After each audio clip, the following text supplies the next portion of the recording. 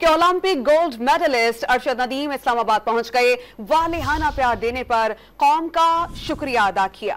आपको बताएं कि कौमी हीरो एजाज में आज वजीर आजम हाउस में अशाहिया दिया जाएगा। 14 अगस्त को यौम आज़ादी की मरकजी तकरीब में वजीर आजम के साथ परचम कुशाई भी करेंगे।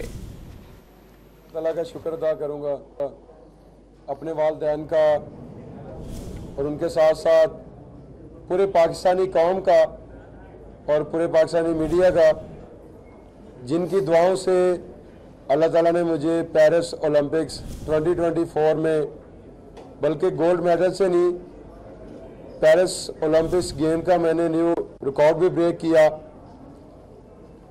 अगर देखा जाए तो इसके पीछे बड़ी हमारी मेहनत है। जैसा कि मैंने 2012 में मियां मोहम्मद शहबाज शरीफ साहब ने यूथ फेस्टिवल करवाया, तो पहला कंपटीशन मैंने वहाँ पे खेला था।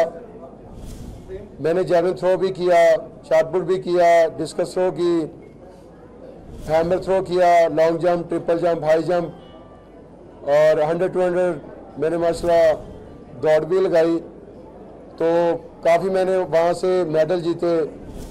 और सेकंड दफ़ा जब यूथ फेस्टिवल हुआ 2014 में, तो वहाँ पे भी अल्हम्दुलिल्लाह मैंने काफ़ी इवेंट्स जीते।